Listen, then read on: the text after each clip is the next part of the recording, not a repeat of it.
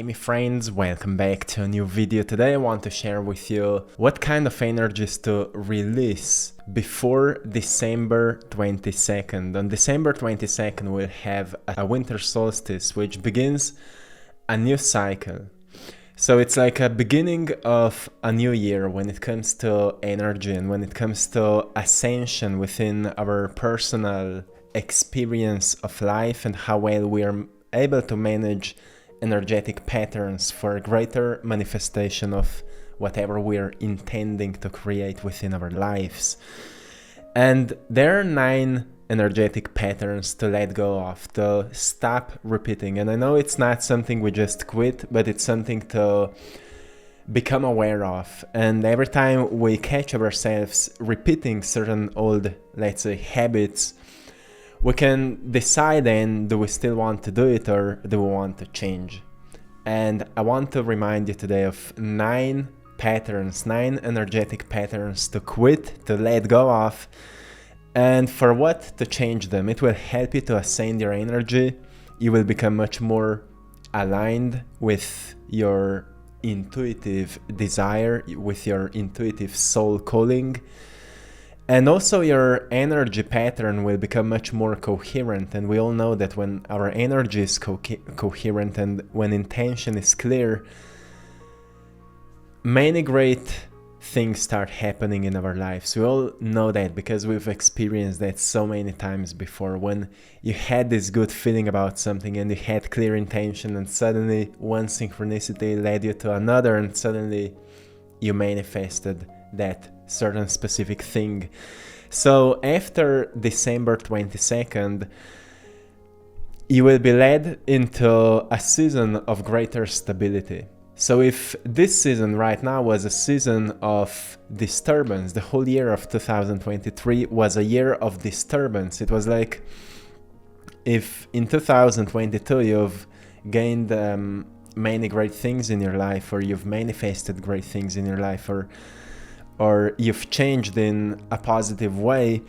In 2023, most probably these things were shaken a little bit, only for you to find even greater stability within them. Like maybe your health was a little bit shaken, your financial structure was a little bit shaken, your relationships were shaken a little bit, only for you to find greater stability. And many of you have also been introduced to ideas that can allow you to create, to structure that better stability for yourself, more sustainable way of living in any specific area that is the most necessary for you. Depends of your karmic cycles, depends of what you needed to learn. It all comes to our awareness, how we choose to treat everything and how much we choose to evolve ourselves based by what's happening, how we are able to catch ourselves by not being a victim of it, but rather being a student of it, changing our behaviors around it until we master them and we become a new version of ourselves. So the first energy to leave behind is to punishing your progress. If you're punishing your progress, I want you to become aware of that and leave it behind, because there's much better way to treat your progress. Every time you decide to change something, you're progressing, you're ascending. Every time you decide to change something, to make a positive change, you are changing. You don't see these changes immediately in a physical realm, but you are changing. Every time you're trying something new, you're changing. But if your old mental attitude comes in and says, well, nothing is changing, nothing is coming to fruition, I'm a failure, I'm not worthy of it. It's an old mental attitude. I just want you to become aware of it and leave it behind. Change it for a more constructive way of looking at what's happening. I like to journal a lot. So when I catch myself in this punishing of my progress, when I start criticizing myself, I really look at these thoughts objectively. I write them down and then I question them and I ask myself, well, is this true? Because there's also another outlook on that. There's anytime we have a negative outlook on something, there's also more positive ones. So I also write down positive outlook, and I recognize actually there's many positive changes that are happening, but I tend to be more focused on the negative ones. So just pay attention to it, because you spend most of your life inside your head. I want you to make it a nice place to be, because there are far greater things ahead than any we leave behind. Just remind yourself of that. The second energy or energy pattern to leave behind is inconsistency. If you find yourself jumping from one thing to another without finishing or ending what you've started, you're wasting a lot of your energy and not creating any coherent signals for something you actually want to establish, you want to ground, and you want to create in your life. And me as an artist, I'm familiar with that. I know how it is when we start a project, and in the middle of that project, a new great idea finds us, and we may jump into a new project, and we start working on that new project, and suddenly we recognize that we don't feel inspired anymore for the previous one. And if we keep going with that same pattern, a new idea will find us before we finish the previous one, and suddenly we train ourselves to become really impulsive around our ideas and needs and desires. And we forget about the process of consistency. And when it comes to energy, consistency is really important for anything to manifest. Consistency with meditation, consistency with healing, consistency with taking care of your body, like working out, stretching yourself, consistency with nutrition, consistency with good sleep, with nurturing relationships, with saving money, with investing money. With anything, consistency is one of the most important patterns we need to master if we want to ascend energetically. So if you find yourself being inconsistent within certain area of your life, just catch yourself doing that and ask yourself, is this healthy for you?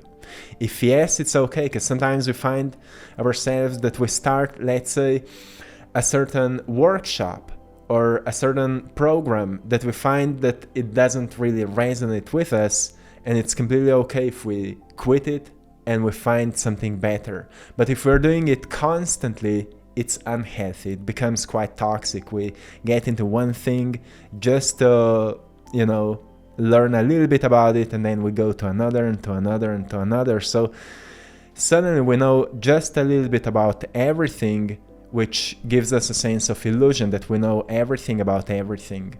So be aware of that, because this will help you so much when it comes to any transformation, and especially ascension within your energy field. The third pattern, energy, to leave behind is not deserving. The energy of not deserving, and I will explain it. If you stop accepting things you're really not okay with, you will recognize that you will stop ignoring your problems. And as Maya Angelou said so beautifully, she said, when you know better, do better. So most often we don't do what we know we should do because we think we don't deserve it. We think we don't deserve the most incredible relationships for ourselves. We think we don't deserve more money. We think we don't deserve more success. We think we don't deserve more recognition when it comes to certain expression or art or whatever we're doing. And I want to remind you, there's a solution to that. When you know better, do better. So always make sure that you define your problems. Don't avoid them. Define your problems. Because when you define your problems, your creative mind will give you solutions to those problems. If you can't find any solution, a book will find you with answers, or the right person will find you with answers. Only when you define what is bothering you. And this will help you so much when it comes to raising of your energy and raising of your clarity within your mental field. It will help you so much to see things clearly, so you can observe what's happening and raise out of it from gratitude and boldness. So when it comes to your new action, you will be able to embrace this energy of courage, right? Which is knowing what not to be afraid of, as Plato stated. So be aware of that. Anytime you catch yourself sensing like you don't deserve something, there's most probably a certain problem you're not aware of, something you're not accepting, something that is not okay with you. So just be aware of that. Recognize it, write it down, have a journal always with you and write these things down, because it will help you to catch yourself before you will feel like you've already gone into this rabbit hole of feeling negative emotions, and you will be able to catch yourself and just make a change, focus on a better solution. The fourth thing to leave behind is ideals. And this one is really important because it just puts us into the box of matrix mentality. You know, for example, we try to be an ideal version of ourselves. And ideal version of yourself sometimes means you need to be that certain way to be attractive. For men, you need to be that certain way to be attractive for women. For women, you need to be that certain way to be attractive for men, and things like that. But the truth is, the most attractive person is a person who's being himself or herself. So rather than trying to be an ideal version of yourself, try to be the best version of yourself. Ideals come from ideas that are circling around different groups of people, and you will most probably never discover yourself in these ideas. Ralph Waldo Emerson said, "To be yourself in a world that is constantly trying to make you something else is the greatest accomplishment." So recognize that you don't need to be an ideal version of yourself. When it comes to anything, there's no ideal type of managing your business. There's no ideal way to express yourself.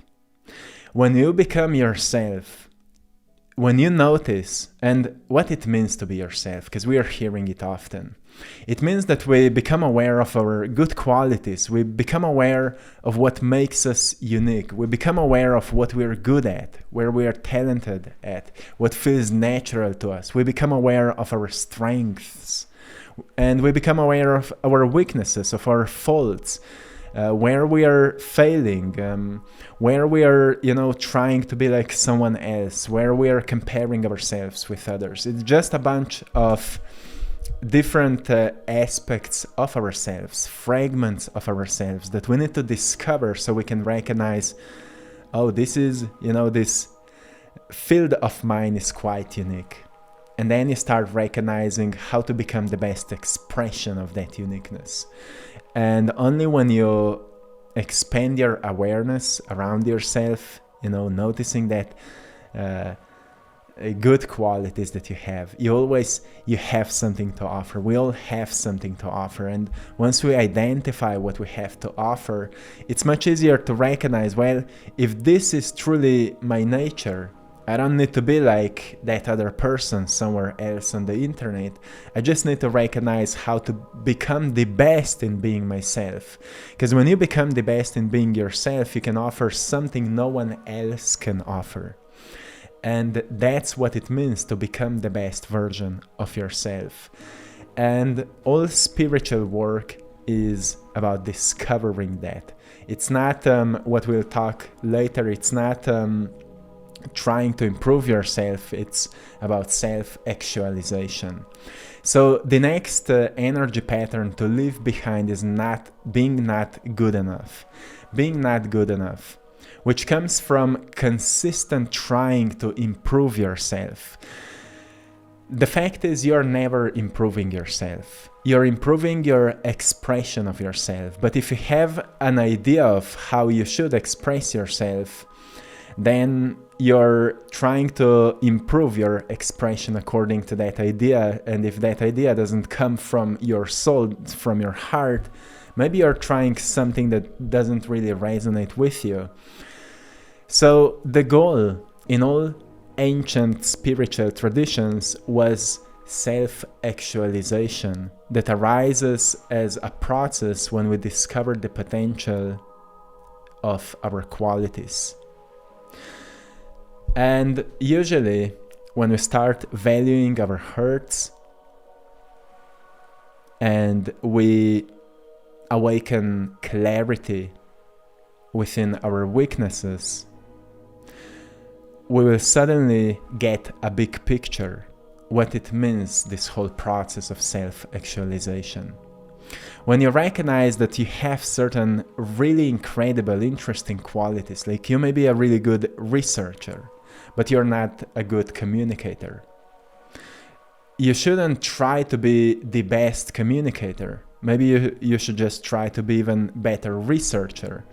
And then you can use that quality in researching the market and helping companies to expand their field of clients maybe. Or, we can be creative with that. But the point is that we discover what is the most natural to us. And then we learn from our hurts to see in what field life is actually drawing us. Because, for example, I was raised up in a family that was emotionally really, really closed. And that taught me that if I learn to be emotionally more open and more aware, then I'm able to use my creative capacities, because my greatest quality is to be really, really creative. I can use my creative capacities to help people to become more emotionally open, more aware of their emotions. And that's what I'm doing through my artistic work, through my expression. And my weakness was my English language. My weakness was my ability to express myself. I was shy, I was scared. But that's something we can work on, that's something we can develop. But the biggest block here is feeling not good enough. When we feel not good enough, we'll always find a reason why not to do it. And I just want to encourage you to ignore this being not good enough by trying to improve yourself, because you will never be enough. But recognize that you're already perfect as you are. You just recognize your qualities and work on them. Recognize your hurts, learn from them, and recognize your weaknesses and try to shape them a little bit. You will see that you're not improving yourself, you're just building something out of yourself. And you will also recognize that behind all of that, there's a perfect version of yourself. It's our DNA, it's our soul, our divine part of us. It's non-changing part of us. It's called awareness. And once we start observing ourselves from this state of awareness, we recognize, there's truly nothing to improve but our expression. So focus on that. The sixth thing to leave behind as an energy pattern is misuse of your focus. Focusing on how life should be, for example.